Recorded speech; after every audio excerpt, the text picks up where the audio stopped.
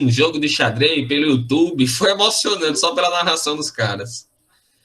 Então, hoje nós vamos começar a parte de física moderna. Na aula passada, eu apresentei semana passada para vocês os modelos atômicos. Hoje a gente vai introduzir o conteúdo de física moderna. Eu já mandei para vocês 2 links. Um link contando uma postagem que eu fiz no Física em Mãos, falando sobre o livro, o caderno de Marie Curie, né?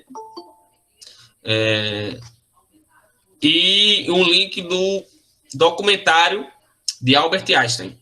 Então, vocês depois vão lá, assistam o documentário, é muito legal. Tem muita coisa bacana nesse documentário. Por exemplo, quando ele se separou da mulher, quando ele se separou da primeira mulher dele, ele era muito safadinho, sabe, Einstein? E aí ele começa a pegar a prima dele, né, e depois separa da mulher dele. E aí ele diz, se preocupe não que eu vou ganhar o prêmio Nobel e o dinheiro do prêmio Nobel eu dou para você. Cara, muito foda, né? E aí ele ganhou o prêmio Nobel e deu o dinheiro para ela. E tem um mistério, tem uma filha de Einstein que ninguém sabe a existência dela. Uma filha de Einstein que ele teria tido, eu acho que antes de casar com Mileva, que é a primeira, acho que é Mileva, a primeira esposa dele. E aí, como era antes do casamento, todo aquele murmurinho naquela época, né? E ninguém sabe o destino dessa menina. Sumiu, simplesmente sumiu. Né? E vários pesquisadores, historiadores correm atrás e não existem relatos. Provavelmente deve ter mudado de nome e aí ninguém mais sabe de nada. Então, eu preparei para vocês uma rápida biografia de alguns nomes, tá? Que eu vou apresentar para vocês. Então, a física clássica que a gente estudou até agora, ela foi desenvolvida ali até 1900. Depois de 1900 já chega a física moderna, quando os cientistas começam a perceber que tem algumas coisas que não conseguem ser explicadas pela física clássica. Algumas, principalmente quando você vai para um mundo muito pequeno, né? O mundo subatômico. Peraí. E aí a física clássica ela não conseguia explicar algumas coisinhas. Então, surgiu a necessidade da física moderna. E aí foi quando começou a ser desenvolvido, quando voltaram os olhos para o micro, para as coisas pequenas, para as coisas atômicas, subatômicas. E aí percebeu-se que as coisas nesse mundo tão pequenininho, elas acontecem de forma totalmente diferente. E aí as leis da física clássica, elas já não mais conseguiam explicar o que acontecia ali, né? Então foi uma mudança radical e foi quando houve um progresso tecnológico gigantesco, né? Nós tivemos um avanço na tecnologia, não vou nem dizer uma revolução industrial, porque foi um avanço tecnológico mesmo, né? A gente saiu de um mundo para um mundo totalmente diferente nesse período e houve um boom da ciência, né? Porque quando um descobre uma coisa, e aí todos os olhos se voltam para aquilo dali, né? Eles largam o que estavam pesquisando, o que estavam estudando de física clássica e voltam para os olhos para esse mundo pequeno, né? E aí a coisa começa a desandar, né? Fantástico. E aí eu trouxe alguns nomes aqui que se destacam nesse período, né, da física moderna: Albert Einstein, Louis de Broglie, Max Planck, Heisenberg. Quem já assistiu a série do Netflix Breaking Bad? O ator principal, né? Ele dá o nome de Heisenberg. Rapaz, a série ela é fantástica, fantástica de verdade, né? Quem nunca assistiu, eu recomendo. Eu gostei demais dela, demais. você oscila momentos de amor e ódio pelo ator principal, né?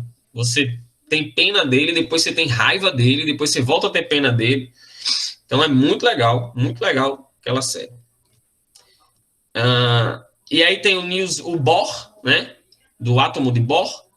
Tem o Rutherford Bohr, também do modelo atômico planetário, e a Marie Curie, que, na verdade, o nome dela era Maria.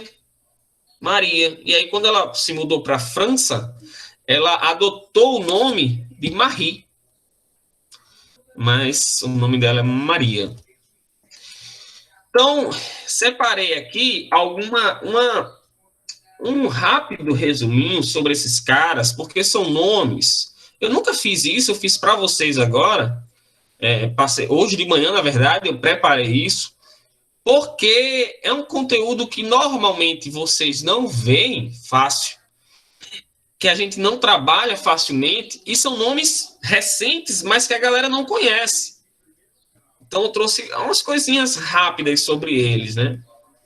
Então, primeiro aí, Albert Einstein, né? Viveu até mais ou menos 1955. Ele estabeleceu uma das relações mais famosas, que é E igual a mc ao quadrado. Essa equação... Passando o picolé aqui. Essa equação, ele mostrou que energia podia virar massa e que massa podia virar energia. E dessa relação de massa virar energia, você tem energia nuclear. Né? Eles começam a estudar que quando você quebra um núcleo atômico, ele vira 2 novos núcleos e ele perde massa, perde muita massa. E para onde é que virou essa? O que virou essa massa? Virou energia, né? Se você pensar a nível macro, como na física clássica, isso é impossível. Ele recebeu o Prêmio Nobel de Física em 1921. Todo cabo que eu vou falar aqui só tem monstro, tá? Pelo seu estudo de efeito fotoelétrico. Na verdade, alguns estudiosos acreditam que ele deveria ter ganho pela teoria da relatividade, só que como outro cara ganhou nesse ano, no ano que ele desenvolveu a teoria da relatividade, um outro cara ganhou, não lembro agora. E aí, tipo, meio que com o peso na consciência, a gente tem que dar um Nobel não dar um Nobel para Einstein é foda, né? E aí eles teriam dado um Nobel, meio que dá por qualquer coisa aí, velho. Diz que ele é bonito e dá um Nobel pro cara, deu pelo efeito fotoelétrico. Então ele teve as grandes contribuições nessa física moderna com a teoria da relatividade. Vamos falar sobre ela lá na frente. Tem uma curiosidade aqui, que Einstein, não sei se ele tava, galera, teve uma hora que o Einstein, ele era meio que um popstar. Ele chegava nos cantos, ele carregava multidões, entendeu? A galera ia loucura onde ele passava. E ele chegou a ser convidado para ser presidente de Israel, né? No documentário eles falam sobre isso também. E aí, inclusive,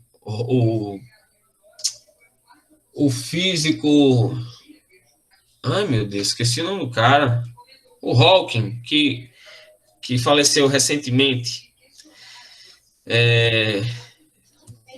Stephen Hawking, muito bem, mano. Ele teria dito, né, que talvez Einstein tenha recusado o pedido, o convite para ser presidente de Israel, e uma explicação seria essa frase aí, né? As equações são mais importantes para mim, né, do que a política, porque a política é para o presente, mas uma equação é algo para a eternidade. E aí deixo o documentário dele para vocês. Tem muita coisa sobre Albert Einstein. Eu não vou adentrar muito, porque nesse documentário dá para vocês visualizarem tudo isso daí, tá? Esse carinha aqui, né, o Louis Pierre, ele é o de Broglie, Louis de Broglie. Ele era francês, Ele era o 7º duque de Broglie. Essa honra foi concedida pelo rei Luís XIV, lá em 1740. E também era um príncipe germânico. O título foi dado à sua família pelo Império Austríaco durante a Guerra dos 7 Anos. Né? O cara era cheio de títulos. Ele que trabalhou a mecânica ondulatória, e ele fez uma descoberta muito interessante, né? Que é a dualidade de onda-partícula. Né? E na sua tese de doutorado, em 1924, em Sorbonne, e aí esse nome aqui, depois vocês vão ver esse nome com Marie Curie. Quem já assistiu o filme, quem não assistiu, assista, tá? Radioactive, muito legal. E aí ele teria estudado sobre os quantas, que é aqueles pacotinhos de energia que eu já comecei a citar para vocês, que foi proposto por Max Planck. E aí ele começou a perceber que aqueles pacotinhos, que são partículas, eles se comportam, são partículas, mas também se comportam como onda. Então ele começa a perceber que, por exemplo, a luz, ela tem horas que ela pode se comportar como onda e tem horas que ela pode se comportar como partículas. Existem fenômenos que ela vai apresentar com características de partícula, e tem outros fenômenos que a luz vai apresentar com características de onda. Né? E ele ganhou o prêmio Nobel em 1929. E aí, pela descoberta da onda de elétron. O elétron é uma partícula, mas que também se comporta como onda, dependendo da situação. E aí, por isso, a questão dualidade onda-partícula. Max Planck, né, alemão, tem muito alemão nessa história aqui. Ele foi um dos criadores da física quântica, né, no início, no desenvolvimento, faleceu em 1947, recebeu o prêmio Nobel em 1918 pelo trabalho dele, né, voltado para a quanta, por ele conseguir explicar essas características da luz, de que a energia ela é quantizada. E aí tem uma coisa bem bacana, né? Ele buscou, eu resumi aí, né, mas essa parte é muito interessante. Ele buscou explicações para as características da luz emitida quando você aquece os corpos. Ele começou a perceber que quanto mais quente um corpo estava, mais luz ele emitia. E ele emitindo luzes com cores diferentes, quanto maior fosse a temperatura dele. E aí tem esse trabalho, né, trabalho radiação do corpo negro, né, que eles chamam. Um corpo muito, muito aquecido, que aí ele não emitia luz, né, pelo menos no visível. E aí isso era um problema, isso era um mistério para Planck, né? Ele não conseguia desvendar isso. E de acordo com os estudos que ele tinha feito, até o corpo humano, ele deveria emitir radiação, emitir luz na temperatura de 37 graus Celsius, só que não emitia. Então, era um mistério para ele. E aí chegou à conclusão, em 1900, que essa energia ela não era contínua, ela era quantizada, né? Ela era emitida em pequenos pacotes, né? Não era algo eterno que estava sendo emitido ali, até você emitir luz ou não, né? Era quantizada essa energia. Todos esses caras, eles pegaram o período da Segunda Guerra de Hitler, né, do nazismo, e como vocês estão vendo, eles viviam ali, né, na Europa, alemão, toda aquela galera ali, e ele recusou por 2 vezes assinar o juramento de lealdade nazista, e aí, em uma situação lá, acusaram o filho dele de estar com um complô contra o nazismo, né? Acabaram executando o filho dele, a casa dele foi bombardeada,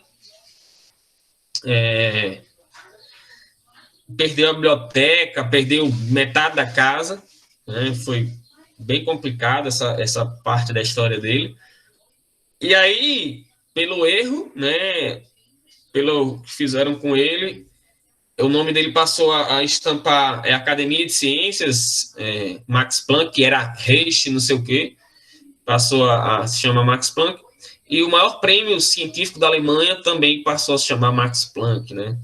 Inclusive, um dos caras, acho que foi Rutherford, ele foi presidente da Academia de Ciência Max Planck, se não me engano, foi Rutherford. Bem, Heisenberg, né, que a gente já citou anteriormente, o Heisenberg, ele é alemão, né, com esse nomezinho bonito aí, só podia ser Heisenberg, podia ser alemão. Também foi um dos fundadores da mecânica quântica, recebeu o Prêmio Nobel de Física em 1932, pela criação da mecânica quântica, né? E aí tem algumas coisas curiosas sobre ele. Durante a Segunda Guerra, ele trabalhou com muita gente importante, né? Durante a Segunda Guerra, ele trabalhou com Otto Hahn, né? Que foi um dos caras que descobriram a fissão nuclear. Porém, a fissão nuclear sendo um projeto para a criação de um reator nuclear. Então, vulgo Walter White. Exatamente. E aí eles estavam estudando para usar a energia nuclear, né, para a produção de energia elétrica.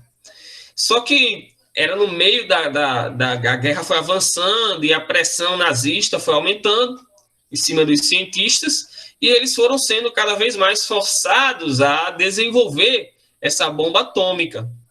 Então, eles acabaram migrando o estudo em direção à bomba atômica. De acordo com o Heisenberg, ele teria dito que alguns cientistas teriam feito corpo mole para não entregar essa bomba. Então, alguns cientistas eles teriam enrolado os nazistas para não entregar a bomba. Porém, Bohr, que era amigo de Heisenberg, ficou chocado quando viu aquilo ali, né? E em documentos que foram publicados recentemente, Bohr teria dito que Heisenberg, em trocas de cartas, Heisenberg teria convicção de que a Alemanha iria ganhar a guerra, né? E que se o conflito se estendesse mais um pouco, a Alemanha iria ganhar usando armas nucleares. Então, havia esse discurso, eles teriam tido essa conversa, tá? Porém, Heisenberg era um cara muito inteligente, então ele não ia errar por besteira.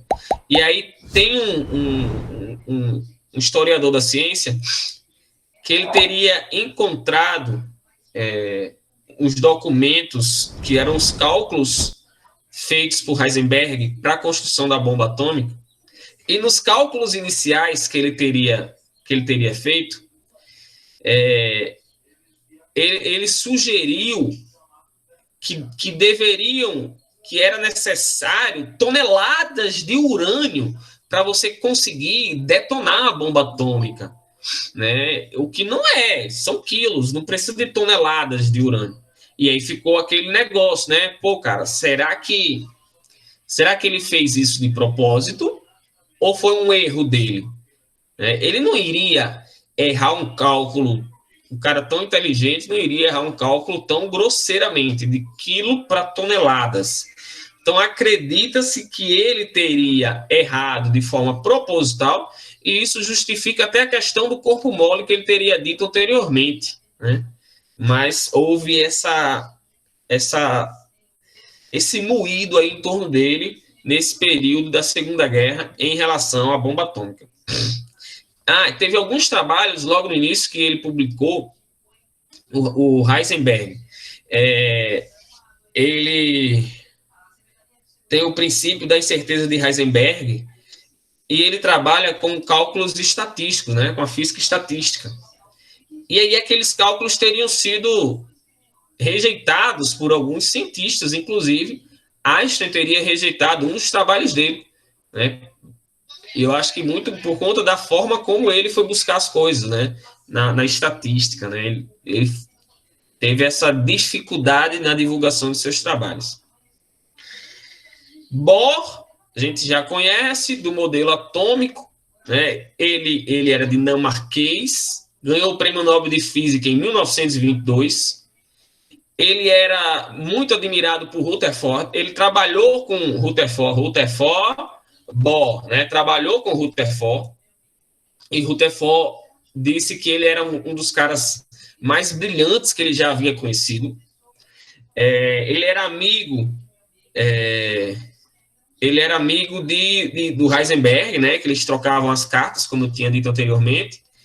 Ele utilizou a questão dos pacotes de energia, dos quanta de energia de Max Planck, para explicar aquele erro que tinha no modelo planetário de Rutherford, né, do elétron ir perdendo energia até cair no núcleo. Ele teve um filho, não sei como é que pronuncia esse nome, né? Fazer igual a Ariano Suassuna, Age Niels Bohr, que o pai, infelizmente, faleceu antes, né? Faleceu em 62. Mas esse filho dele ganhou, ele teve 6 filhos, né? Esse filho dele ganhou o Prêmio Nobel de Física em 1975. Olha que massa, né, cara? O cara ganhou e o filho do cara ganhou. 53 anos de diferença entre os prêmios Nobel. Olha como é que fala. Prêmio Nobel, né? Durante a Segunda Guerra, ele saiu da Alemanha, fugiu da Alemanha. Todo mundo fugiu da Alemanha, né? O Heisenberg foi um dos poucos que quis ficar lá. Ele se exilou na Suécia. Ixi, saiu aqui, né? Peraí, apertei o botão aqui sem querer. Pois é, cara. Porque eu não lembro agora, para passar para vocês, mas tem uma situação onde eu tenho o cara que descobriu o elétron, o cara que descobriu o átomo, o cara que descobriu... Tudo era era, digamos, pupilo do outro. Né? Fantástico. Não lembro agora o que foi, mas eu tenho uma sequência dessa. Sou muito ruim, velho, de lembrar das coisas. E aí, durante a Segunda Guerra, né, ele se exilou na Suécia, foi a favor e defendeu os cientistas judeus, né, os alemães nojentos, né, enfim. E bateu muito foi muito contra a ditadura de Hitler, né, as ideias de Hitler, ele foi contra o nazismo. E aí ele se mudou para os Estados Unidos, trabalhou no projeto de construção da bomba atômica, chamado Manhattan Projeto. Porém, no meio do caminho ele se arrependeu, né? E em 1944 ele abandonou o projeto, né? Porque ele viu que ia causar um estrago muito grande. Então ele abandona o projeto e começa a lutar em causas para a não utilização da bomba atômica, mas não adiantou. Pouco tempo depois os caras liberaram a bomba atômica lá no Japão. Então, ele ajudou no projeto inicial, porque era uma situação muito complicada, né? É difícil a gente julgar, porque você estava vivendo, você saiu de um país onde você tinha um cara, um genocida, um animal nojento, matando milhares de pessoas só porque queria matar, né? E aí o mundo todo ficou com raiva desse cara, invadindo tudo, destruindo tudo. Então a vontade de parar um cara desse era gigante. E aí ele teria ajudado nesses trabalhos iniciais, mas depois, isso aqui não é perigoso, né? Não dá certo, cara, mas já era tarde. Rutherford, né? Já vimos algumas coisas, modelo atômico, ele era da Nova Zelândia. Ele pesquisou muita coisa bacana. No período de Marie Curie, ele também, quando ela chegou e mostrou os trabalhos dela, todo mundo voltou os olhos para os elementos radioativos, né? Então, ele pesquisou muito sobre o urânio, descobriu que a emissão pelo urânio de raios alfa e beta. Ele estudou as radiações que eram emitidas pelo elemento rádio, que teria sido descoberto por Marie Curie e Pierre Curie. Ele trabalhou sob a orientação de Thomson, Então tem o Thomson, aquele modelo de Thomson da bola de bilhar. Aí veio o Rutherford, trabalhou com ele sobre a orientação dele, modelo planetário. Aí vem Bohr, né, trabalha sob a orientação de Rutherford e melhora o modelo dele. Fantástico isso, né? Foi prêmio Nobel de Química em 1908. Descobriu que os raios alfa, né, que ele tinha visto sendo emitidos pelo urânio, eles eram um fluxo de átomos de hélio carregado positivamente. Então, eram átomos de hélio sem os seus elétrons. Então, fantástico o trabalho que ele teria feito e ganhou o prêmio Nobel por isso. Em 1937, que foi o ano que ele faleceu, ele foi agraciado com o título de Lord, né? Lord Rutherford. É igual Lord Kelvin, tem o título de Lord. E aí vem a nossa Marie Curie, né? O Maria. O Curie é que ela casou com o Pierre Curie, e aí ela aderiu esse nome aí. Vocês já assistiram o filme? Se não assistiram, depois dá uma olhada lá, tá? Netflix. Então ela é polonesa, ela descobriu e isolou os elementos químicos polônio e rádio, junto com o seu marido, Pierre Curie. Então ela descobriu. Você sabe que na tabela o quê? Valeu, cara. Periódica. Na tabela periódica tem alguns elementos que não foram descobertos, mas que a galera sabe que está perto de ser descoberto e que, se for descoberto, vai ser colocado naquelas casinhas. Tem todo um estudo, né? Já tem uma ideia da quantidade de prótons, né, e tal. Então, ela descobriu, ela foi muito maltratada, né, na universidade, onde ela foi rejeitada na universidade. E aí um cara que ajudou muito ela no início foi o Pierre, porque ele tinha um laboratório e chamou ela para trabalhar com ele, né? Ela foi tratada muito mal, né? Era mulher no meio de cientistas, né? Era uma cientista no meio muito machista, né? Naquele tempo, então foi bem difícil para ela. Foi a primeira mulher a ganhar o prêmio Nobel de Física em 1903, galera. Então, fantástico, né? Quando ela ganhou o prêmio Nobel, a galera, opa, acho que é melhor a gente respeitar a mulher braba, né, velho? Então, eles conseguiram pegar um minério, perceberam que tinha um minério que liberava muita radiação, inclusive o termo radiação foi dado por ela. E eles pegaram, eles quebravam o minério, esquentava, triturava, até tirar um elemento bem radioativo.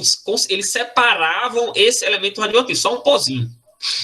E esse pozinho, ele era 300 vezes mais ativo que o urânio, né? E aí ela deu o nome de polônio em homenagem à Polônia, que era a sua terra, né, natal. E aí as pedras, o que sobrou, eles perceberam que era muito radioativo. As pedras que sobraram ainda eram muito radioativas, os destroços. E eles foram trabalhar nesses destroços. E aí encontraram outro elemento, que era 900 vezes mais radioativo que o urânio, que é o rádio. E aí ela ganhou o Prêmio Nobel de Química em 1911, com os seus estudos com o rádio, né? O seu marido, e aí o marido faleceu num acidente, o filme mostra, e ela acaba tendo problemas devido à exposição à radiação, né? Eles começam, quando ela desenvolveu o estudo com o rádio, e eles perceberam que liberava muita radiação, e aí outros cientistas já na mesma hora, inclusive na medicina, já foram fazer estudos, e teve um grupo que foi estudar os efeitos nas células cancerígenas do câncer, né? Pronto. Aí eles viram que essa radiação, ela matava essas células, né? Só que tem um problema. Naquele tempo, se a pessoa adquiria câncer, né? Reou-se, né, velho? Não tinha. Era esperar o corpo reagir e ver se se você conseguir escapar, não tinha um tratamento eficaz. E aí, quando os cientistas desenvolveram isso, e aí ela trabalhou a questão do raio-x, de tirar raio-x, né? O filme mostra. E aí, quando os caras perceberam que essa radiação matava essas células, fantástico, cara. Era muito mais benefício do que malefício. A pessoa já estava numa situação delicada, que certamente era só piorada ali para frente. Então, se matava células boas também, era de menos, porque naquela situação, porque não era tão controlado, não dava para direcionar como a gente faz hoje. E aí o estudo em matar o câncer era muito mais importante, né? E ela não se preocupou com a saúde dela. Eles não tinham, e depois até surge, será que a gente não está sendo prejudicado por essa radiação? Ela andava com um vidrinho desses elementos radioativos no bolso. Ela levava para a sala de aula, era um pozinho que brilhava no escuro. A gente teve um acidente do Césio 137, eu acho, em Goiânia, na década de 80, né, onde uma máquina de raio-x ela foi aberta, o cara pegou e levou para o ferro velho e abriu a máquina de raio-x e tinha um pozinho brilhante lá, que era o césio. E aí ele brilhava no escuro, levou para casa, deu para os vizinhos, todo mundo guardou um pouquinho do pozinho, e as pessoas manuseavam esse pó, e você fica enjoado, você vomita, você tem tontura, dor de cabeça, e depois, se fica exposto muito tempo, pode ir piorando.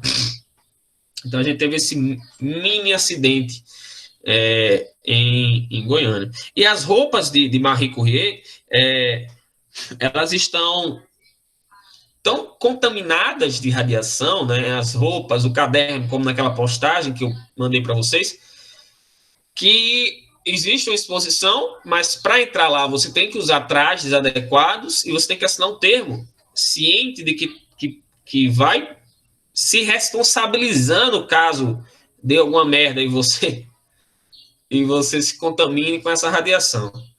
E aí é 1.500 anos, meu amigo, para cair na metade a radiação do caderno dela. Você tem noção de como ela ficou exposta a isso, galera. Muito, muito, muito, muito. Infelizmente. E aí ela acabou falecendo decorrente disso. Então, esse é o filme Radioactive. É fantástico, muito legal de verdade. Lógico, um filme, ele nunca retrata perfeitamente como as coisas aconteceram. Lógico, tem que ter a fantasia do filme, né? Mas vale a pena você assistir, né? Não conta fidedignamente, mas conta muita coisa da vida dela. Inclusive, ela teria escrito uma autobiografia, né? Na postagem que eu fiz, eu falo isso, né? Onde ela fala que ela adorava ver aqueles pozinhos brilhando pelos cômodos, né? Dentro do seu quarto, vários pozinhos brilhantes, né? E depois ela desenvolve o trabalho, esse estudo do Prêmio Nobel, foi em relação ao rádio metálico, né? E aí ela foi a única pessoa a ganhar o Prêmio Nobel de Física e Química. A mulher era o cão mesmo. A física moderna, né? E aí eu já mostrei muita coisa do que os caras desenvolveram, né? Tem esse início com Max Planck na questão do quanto de energia ser quantizada, e tem o boom também com Albert Einstein na teoria da relatividade. Tem muita coisa sobre Albert Einstein, tá? É muito legal falar sobre a vida dele. Vocês estudam lá. E aí eu não vou aprofundar em tantas coisas, a gente vai focar mais nisso daí. Vamos tentar trabalhar o que der para a gente trabalhar e ver se a gente consegue concluir a teoria da relatividade. E aí o Kelvin, né, o Lord Kelvin, ele teria dito essa frase aí, ó: não há nada mais a descobrir em física. Isso em torno de 1900 ali, que foi justamente quando chegou a física moderna. Ele teria dito: não há nada mais a se descobrir em física, a não ser 2 pequenos probleminhas que ele chamou nuvens no horizonte da física. O primeiro era o fracasso da experiência de Michelson-Morley, que tentaram medir a velocidade da luz no éter. Eles não acreditavam no vácuo. Eles acreditavam que existia no espaço uma coisa chamada éter, que não era, que eles não sabiam definir, mas chamava-se horror ao vácuo. Eles não acreditavam que existisse o vácuo.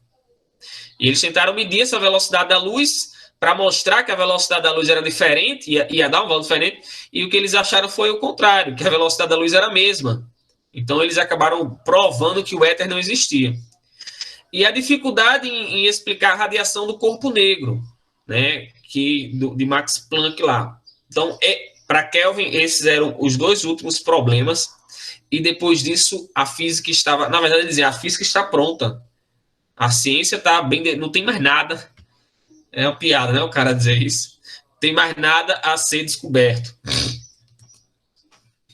E aí tem a experiência dos caras, né? Eles queriam comprovar a existência do éter, fracassaram, obviamente, verificaram que, na verdade, o éter não existe, e o que eles tentavam fazer era medir a velocidade da luz. Então, eles deixavam a luz...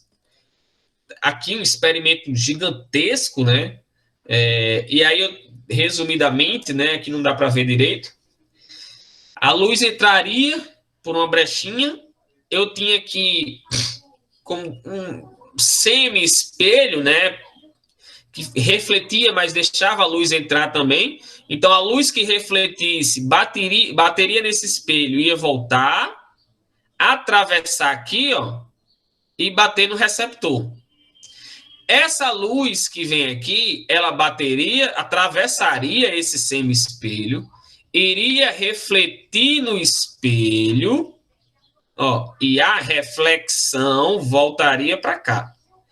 Então, esses dois raios, de acordo com o experimento desses caras, eles queriam provar que esses raios eles chegariam em tempos diferentes, só que chegavam no mesmo tempo. Se a distância era a mesma, o tempo que os raios chegavam é o mesmo. E aí eles acabaram fracassando no experimento. E por que o Lord Kelvin falou que precisava justificar? Porque ele continuava insistindo.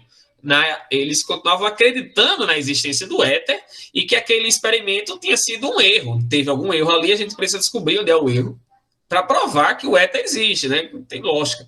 Eles nem conseguiam definir o que era o éter, né? Alguma dúvida, galera, até aí? Alguma pergunta? Alguém quer falar alguma coisa?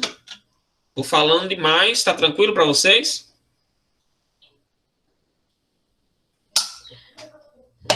Você queria ser o Pierre? Assiste o filme, bem legal. Show, beleza.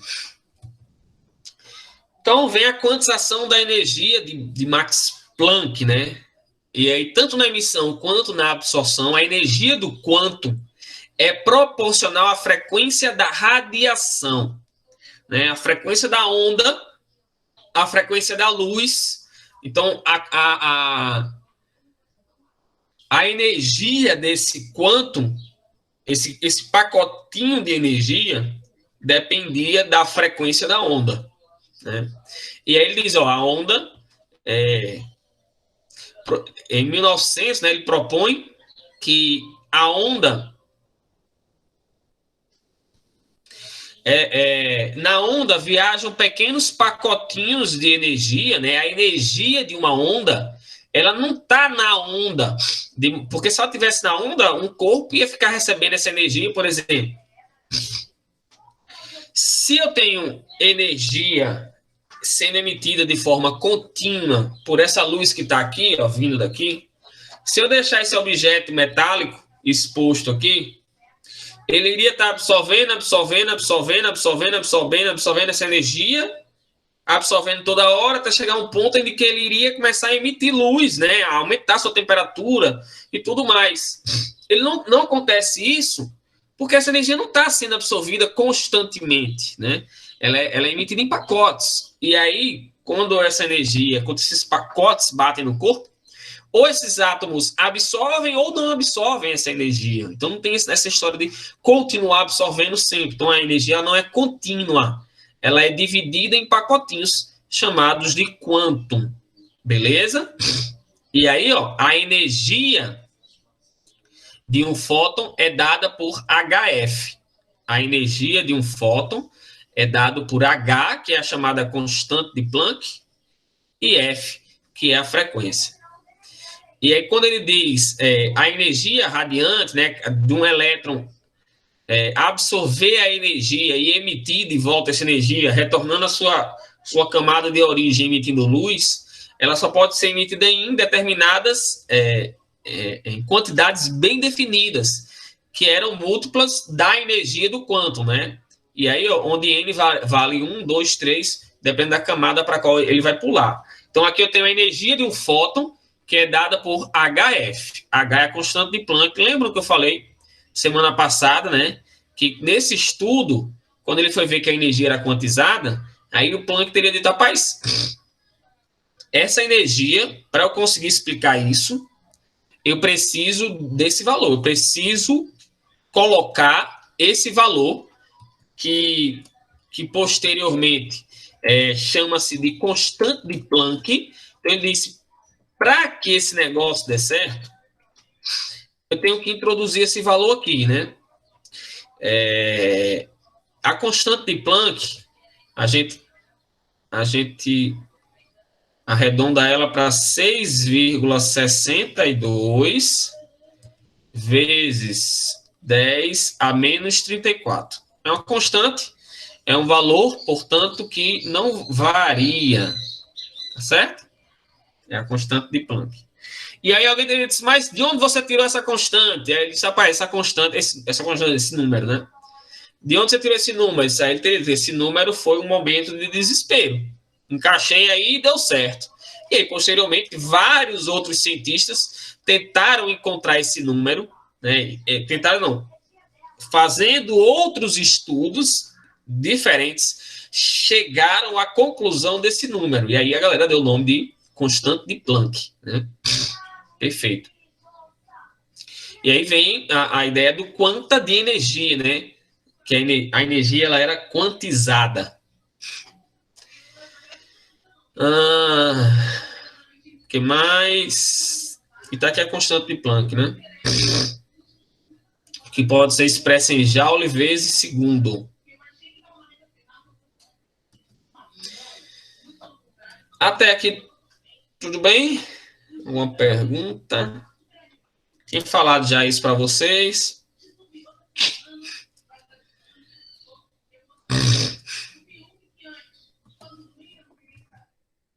Tranquilo, galera?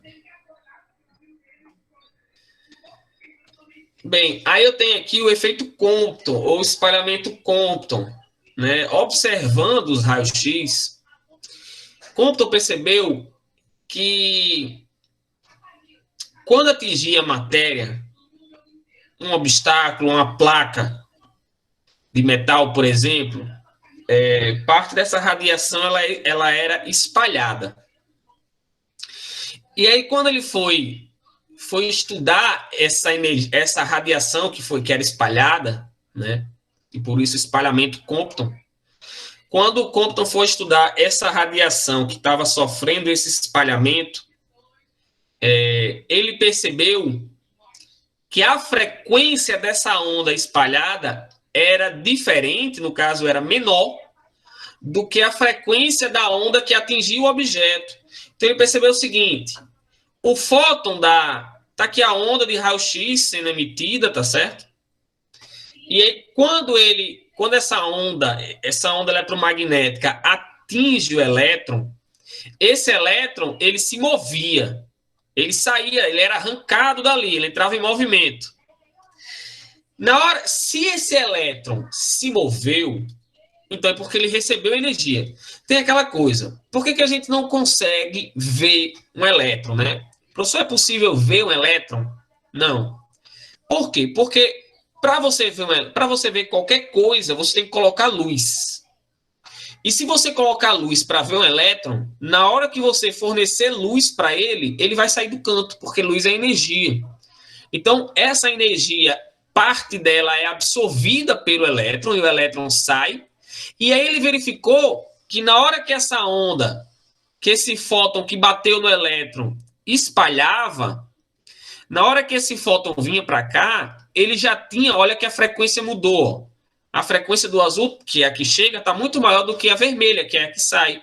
Então, houve uma diminuição da frequência. Houve uma perda de energia na hora que houve essa colisão. Então, o fóton foi espalhado, perdeu energia, por quê? Porque ele cedeu energia para o elétron, que vai ser arrancado, vai entrar em movimento. Né? E aí, disso, deu-se o nome de espalhamento Compton ou efeito Compton.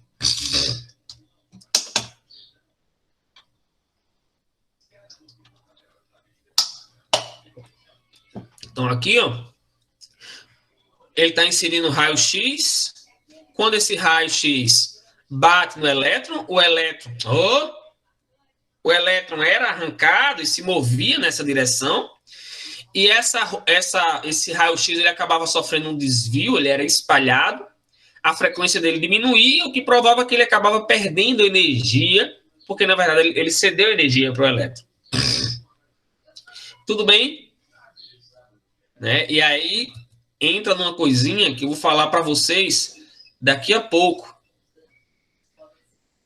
Que massa, Caio. Pois é, cara. Eu gosto de mostrar isso para a gente tentar entender, né, velho? Como que as coisas surgiram, né? Como que as coisas funcionam. Isso é muito importante.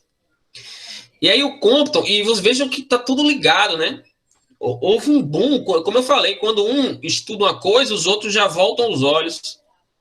E aí ele já vai pegar a ideia do raio-x, no raio-x existiriam as partículas, né? A ideia do Max Planck, que também foi estudada por Einstein, do quanta de energia, né? E de que viajam essas partículas, né? E aí vai ter a dualidade lá de Broglie de onda-partícula, que se comporta como onda, mas também se comporta como partícula. E aí que ocorre uma colisão, né? E aí o elétron adquire uma determinada velocidade, um determinado momento linear.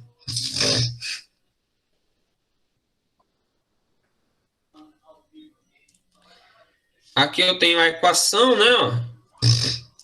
A equação, essa equação aqui é a equação do momento linear do fóton. Momento linear, quando a gente estuda quantidade de movimento ou momento linear em mecânica, vocês devem ter estudado isso ano passado, ele é dado por massa vezes velocidade, momento linear, quantidade de movimento. Porém, o fóton, ele não tem massa. O fóton, ele não tem massa. Ele é uma bolinha de energia, né? Ele tem velocidade, mas ele não tem massa. Então, a quantidade de movimento do fóton para o fóton, ela é HF sobre C. Lembrem que eu já mostrei para vocês a equação da energia de um fóton, que é HF. E a quantidade de movimento desse fóton, que é o momento linear do fóton, é HF sobre C ou H, que é a constante de Planck, sobre lambda, que é comprimento de onda. Por que lambda? Porque naquela equação, V igual a lambda F, vem lamber ferida, lembra? Vem lamber ferida. No caso, C igual a lambda F. Se eu passar o F para cá, fica assim, ó. C sobre F igual a lambda. Se C sobre F é igual a lambda, então eu posso fazer o contrário. F sobre C é igual a 1 sobre lambda, que é o que eu fiz aqui, ó. F sobre C é igual a 1 sobre lambda, tá certo? Então, normalmente, a gente encontra esta equação. Esta e a equação da energia de um fóton. Tá bom, galera? Então, duas coisinhas importantes, né? Como eu disse, o fóton não tem massa, então a gente não pode escrever a quantidade de movimento como sendo massa vezes velocidade, né? Ele só tem energia. E aí a gente passa a associar uma outra grandeza a essas partículas muito pequenas, né? E aí você começa a introduzir, você vai ver que a gente sempre vai colocar essa constante de Planck, ela sempre vai aparecer, né, para completar essas equações. É por isso que ele fala que foi um momento de desespero, mas foi um momento de desespero que deu certo lá na frente. E aí você tem as características de onda e de partícula. É uma onda, né, uma onda eletromagnética, um raio-x, mas nele existem partículas que são os fótons, né? Então tem partículas e tem onda. Tudo viajando ao mesmo tempo. Isso é até engraçado, lembrei agora de falar para vocês. Isso aqui é importante. Deixa eu falar logo o que eu ia falar. Teve uma competição para a galera. Nesse período, houve uma disputa. A luz, ela é onda ou ela é partícula? Por exemplo, Newton, ele defendia que a luz eram partículas. Eram feixes de partículas que atingiam as coisas. E aí houve uma disputa para a galera ver quem conseguia provar primeiro se a luz ela era onda ou se a luz ela era partícula. Houve uma disputa, uma briga, uma corrida mesmo. E aí o de Broglie, na verdade, ele conseguiu provar que a luz ela tanto era onda quanto ela era partícula. E aí virou a dualidade onda-partícula. Sim, e aí com isso, Compton, ele conseguiu provar que na hora que o fóton bate no elétron, o elétron ele sai na mesma hora que houve a colisão. O que isso é? Por que isso é importante? Porque tirava aquela ideia de energia contínua, de dizer que aquele elétron estava recebendo energia até chegar ao ponto de que ganhou energia suficiente para sair. Né? Com isso, ele conseguiu provar que era uma colisão mesmo. Bateu e saiu. Colidiu, saíram os dois. Então, era uma transferência de energia instantânea através desses pacotinhos de energia, o que corroborou com o que já tinha sido trabalhado pelos outros físicos, né? Então, no efeito Compton, o comprimento de onda aumenta, né? A frequência diminui. Como a frequência diminui, a energia do fóton do raio-x também diminui, né? A energia daquela onda de raio-x também vai diminuir. Que mais?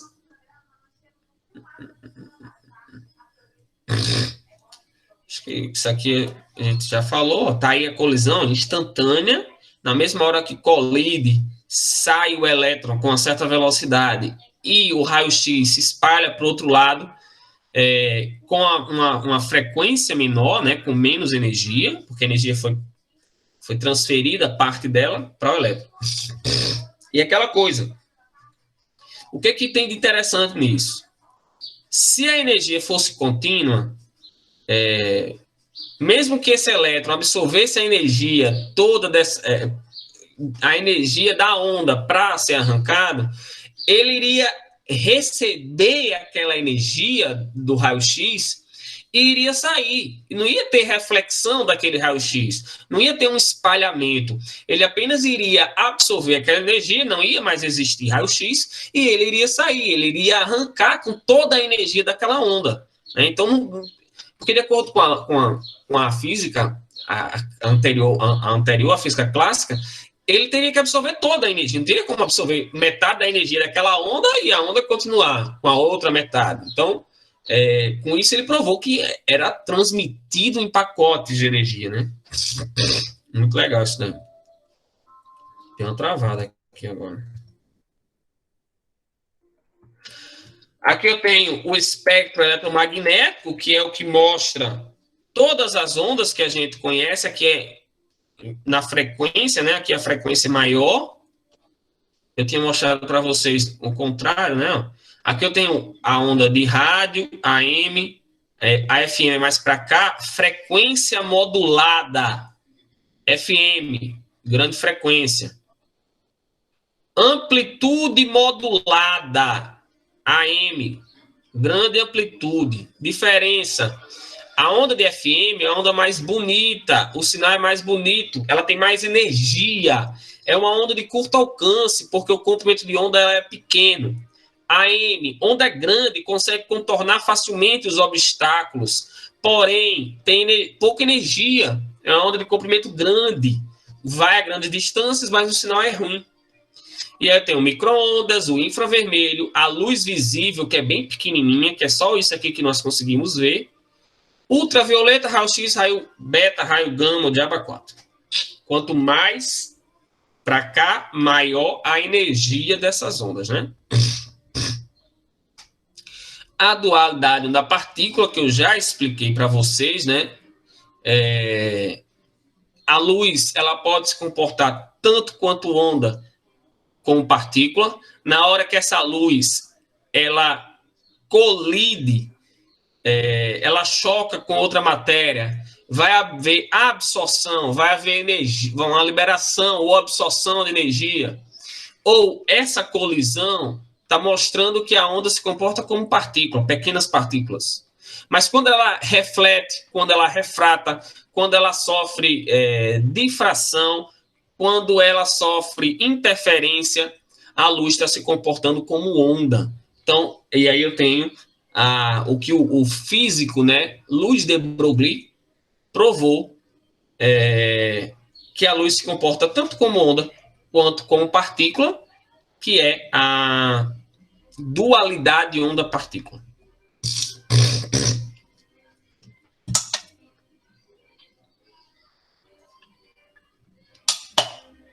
Aqui eu tenho experimentalmente, né?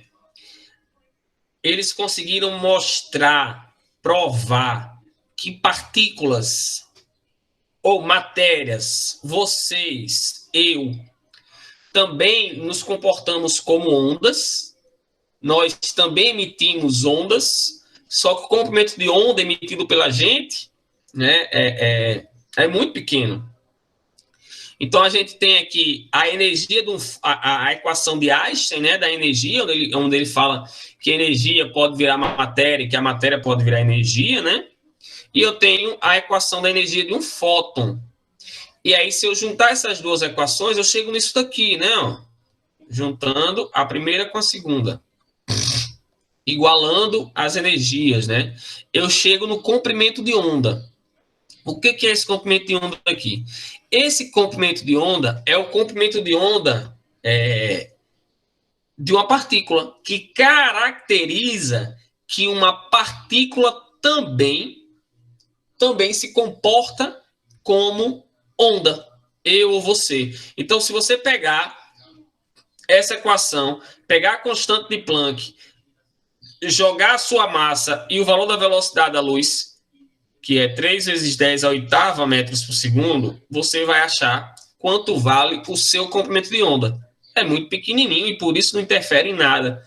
Você nem consegue perceber. Mas dá para a gente... E ele provou, então, que a luz, ela tanto se comporta como partícula, como onda, assim como uma partícula, como um elétron, também pode se comportar como onda, né? Dualidade onda-partícula.